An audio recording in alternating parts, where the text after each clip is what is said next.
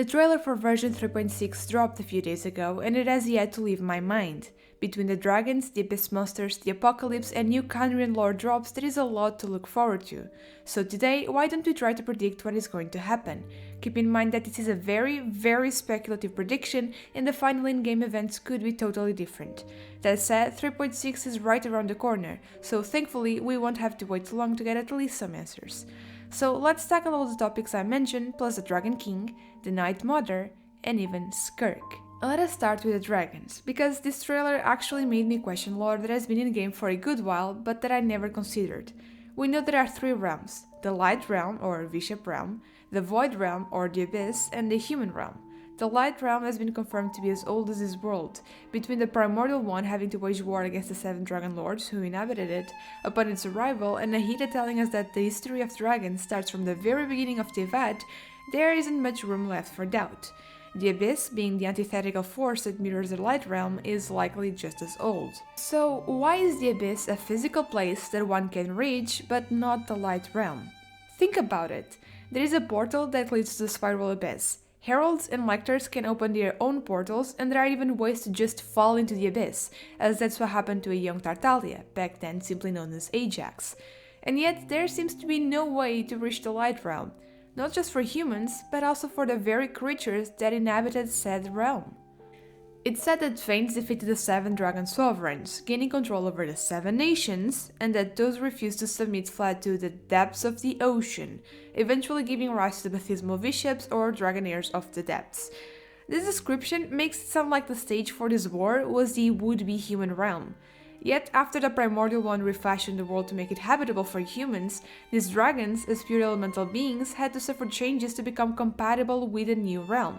Even the baptismal bishop's ancestors who never accepted defeat. So why didn't they just return to the Light Realm instead? This makes it sound like the Light Realm was used as a groundwork for the Human Realm, as in Phanes didn't actually create a new realm, just change a pre-existing one. This would explain why there were already dragons in the 7 nations, or why they had nowhere left to flee back to. But this presupposes that there are actually only 2 realms, the Human and Void one, which we kinda know not to be true. The people of Enkanomiya were big on triangle worship, as they believed that Byakuya Koko was at the intersection of all 3 realms. According to Enjo, they created their high towers so they could interpose the human realm between the Light One and the Abyss, stabilizing them all. It's worth pointing out that Enjo is a liar, but he also speaks the truth, at times. And if this is to be believed, the Light Realm needs to be tangible. But if it is tangible, why aren't the dragons going back to a place that is much less hostile towards their very nature? Maybe they can't, because the Light Realm may be in the process of being drained, probably since Phanes arrived. We have seen Enkanomiya's towers extracting this light energy, which reminds me of the light element that Rowler wields at the beginning of the story, but we will circle right back to that. This energy is then broken down by the Sangha Coralia to make it more compatible with the human realm. Enkanomiya also has elemental sigils laying around, ones that we cannot find anywhere else in Teyvat. Light Realm sigils.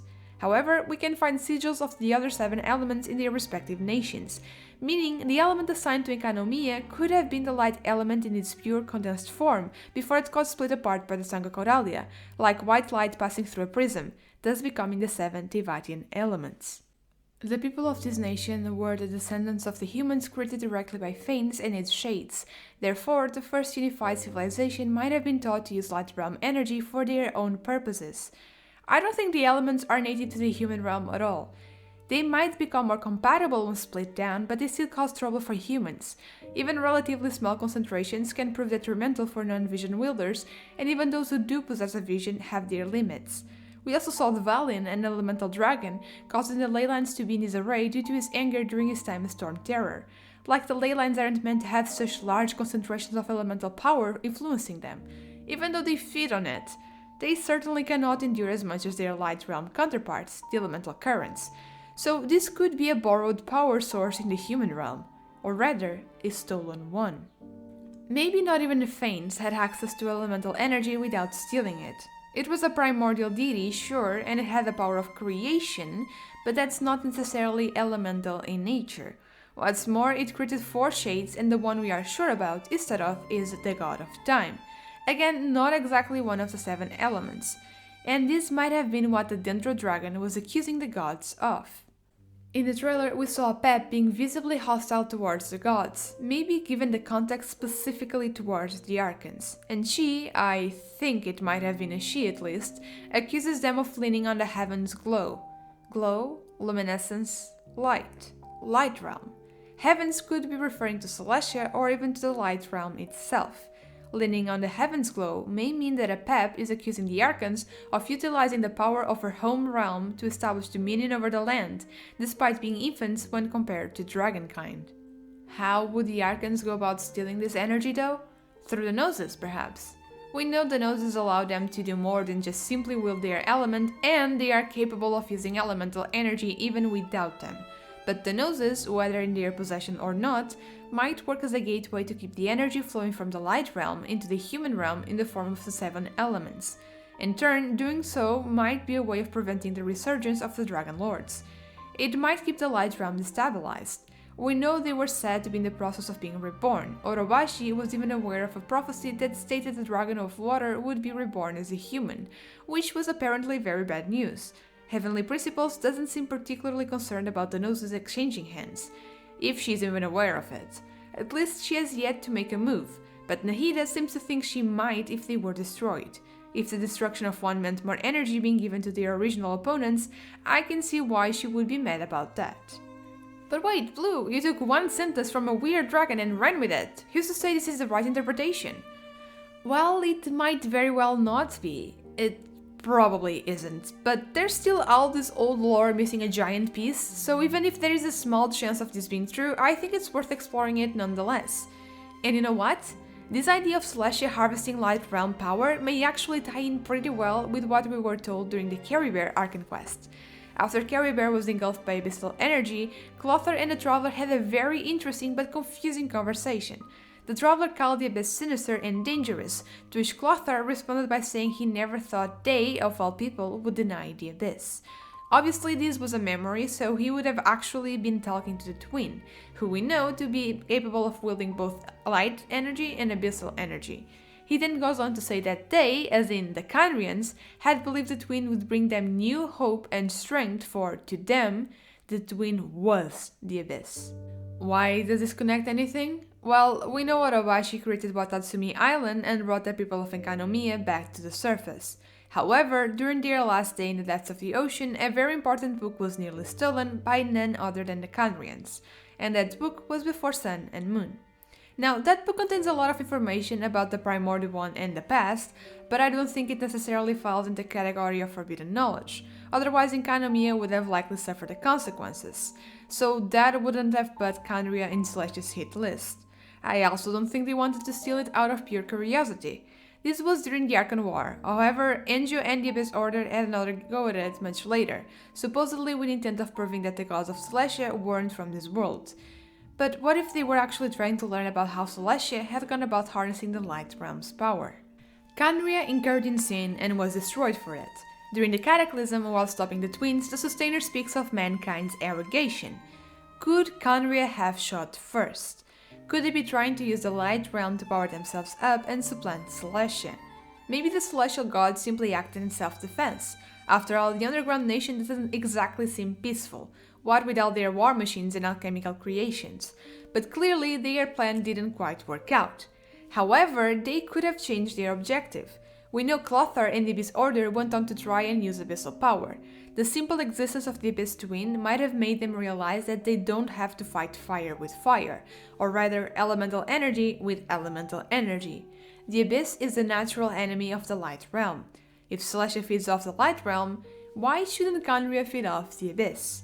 The transformation of their people into monsters post-Cataclysm could be the result of the Curse of the Wilderness mingling with this connection they had with the Abyss as well. Okay, that was a lot of wild speculation, so keep your tinfoil hat on.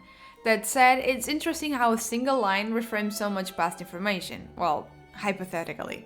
We do know Khaenri'ah will be brought up as well, so we will see what the writers actually did with all of this. Now, before we turn our gaze towards the Abyss, there are still a few more things that I would like to explore about the Pep and dragons in general. A Pep is the name of a serpent-like Egyptian deity that embodies chaos. He is also the greatest enemy of Ra, the sun god and upholder of order. Which is very interesting because, as most of you have likely already noticed, King Deshret has a lot of similarities with Ra, which is probably one of his main inspirations. But King Deshret and Apep were friends. Not enemies, not nemesis, actually friends. We know this because Lilopar told us that the Winut are the children of Apep. There is also Apep's resort, which is located in the desert of Adramaveth. Its description says that it was a friend of Deshret that built it to use it as their court and that the Winuts dwell there. So it appears that Apep's dislike towards the gods didn't apply to all of them. That said, Deshret is kind of an exception in many ways, isn't he? He didn't exactly vibe with Celestia, so that might be why the Dendro Dragon liked him. Still, Apep is currently sick, maybe as a result of the forbidden knowledge a Scarlet King freed upon the land. Which means that, if we help her, them? Nahida asks if there is a way we can avoid fighting them. It seems like she's speaking about the Apep, but it might mean there are more characters thrown into the mix. I don't know what to make of this. Still, we help the Green Dragon and we may get some new Deshret lore for it. As a side note, Apep shoots DNA strands at us. It might simply have been a smart design choice, as Dendro is the only element that is alive, but we shall see. Anyway, speaking of dragons and their relationship with the Divine, so far only one nation doesn't have a friendly dragon, and yes, I am assuming Apep was friendly at some point. Mondstadt has Valen and Liyue has Ishdaha, which is also not all that friendly these days. Erosion does that to you, but Inazuma has no such dragons.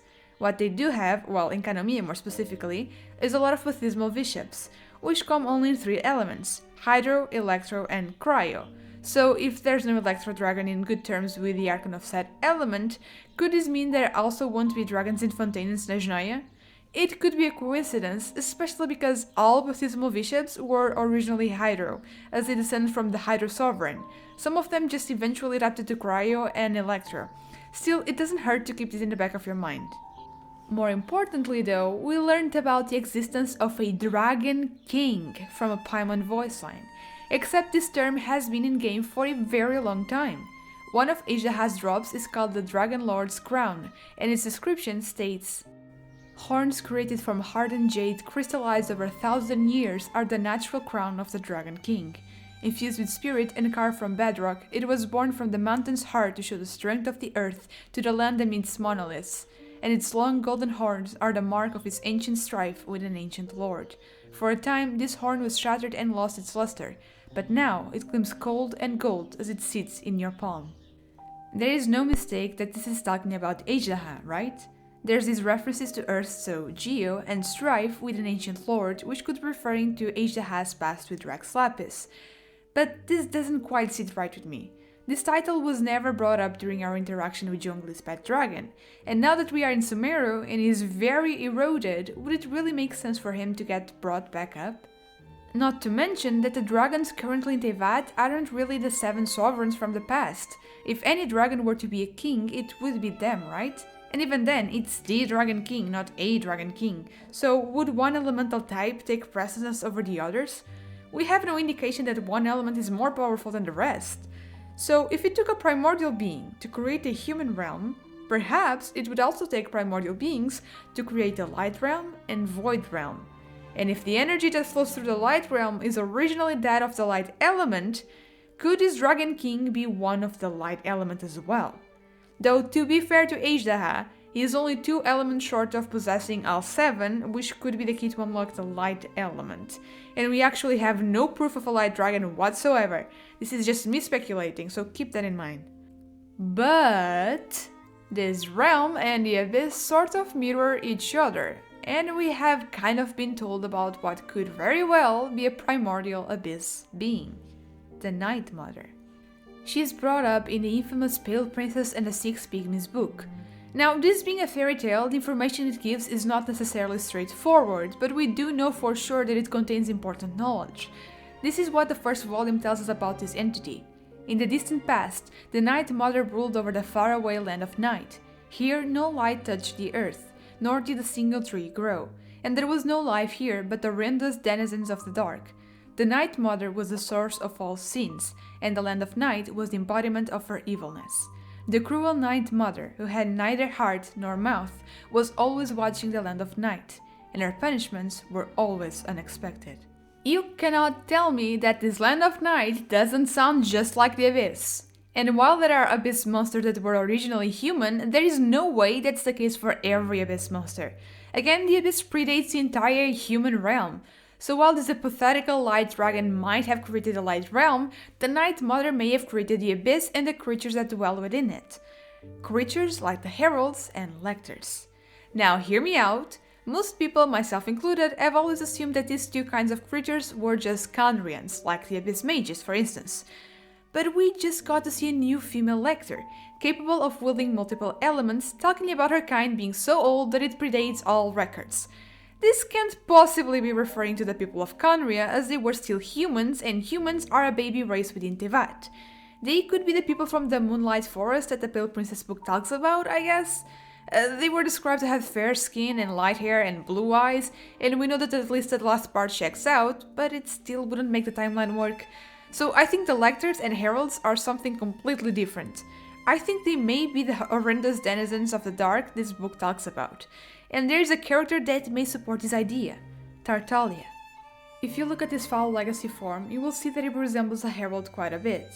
It's not a perfect match, but the similarities are there, and they don't stop there either. His attacks, in his normal vision wielding form, are also really similar to these creatures. He was in the Abyss for 3 months as a 14-year-old, that's where he learned this power, and he was taught by a swordswoman named Skirk. And now, for the first time, we get to see a female Lector. Now, Lectors and Heralds are different. Heralds are melee fighters, while Lectors are their ranged counterparts who prefer to use catalysts. Child is mostly a melee fighter, even though he's a bow user.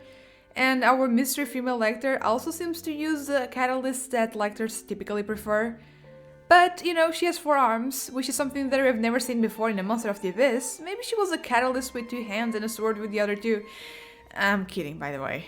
It's not a perfect match, I know that, but she's still the first female we got to see, and her using multiple elements also mirrors Child using 2, though those 2 were presumably not Abyss given unless we've been lied to this entire time.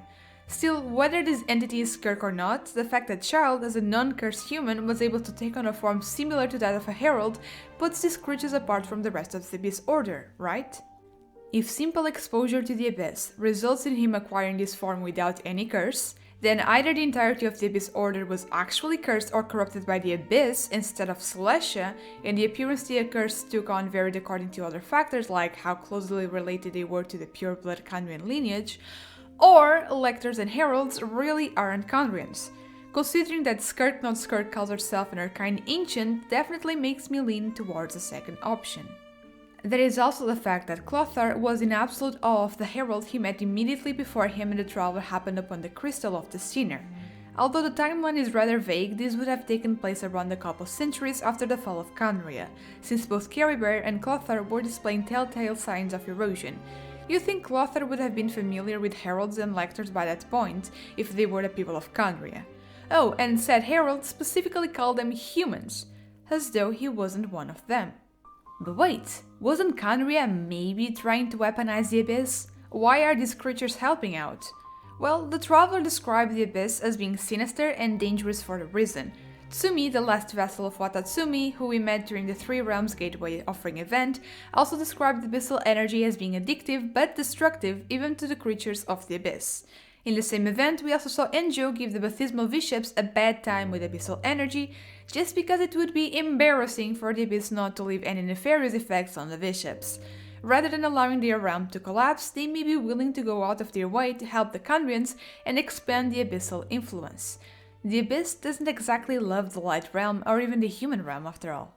So how far-fetched or logical is this? We will know soon enough. So I only got one more point to discuss. The Apocalypse. I don't think this is referring to the Cataclysm. It was bad, sure, but not apocalyptic. Even though there were monsters all over Teyvat that caused many casualties, the nations were still standing once it was all said and done. Only Khaenri'ah truly fell, and even then its people lived on. But I do think it may be referring to Fanes creating the human realm. We see this purple vortex kind of thing in the ground, which reminds me of the portal that leads to the island containing the entrance to the Spiral Abyss. If the human realm interposed itself between light and void, it might have caused the other two to tear to some extent. They might have been in direct contact before the separation, and the portals now found in the human realm may be what little remains from this interface. Besides, isn't it weird that a primordial one would have to fight light creatures but not those of the void to gain control of his world? There may be a lot that Before Sun and Moon didn't tell us. Oh, and just as a little observation, our female lector also creates this triangular shape which reminds me of Byakuya Koko being at the center of the three realms. And the timing of this within the trailer makes me wonder if it's a hint at the fact that the apocalypse affected all three realms. But like I said, this is all speculation, so please don't take any of it seriously. I just thought it would be fun to see how much we can deduce from the trailer to later compare it to actual in-game content. I did not expect to spend so long researching for this of all videos though. So I encourage you all to drop your own predictions in the comment section so that we may refer to them later. Anyway, thank you so much for watching. If you enjoyed, please consider subscribing. My name is Blue and I'll see you again soon. Safe journey, travelers!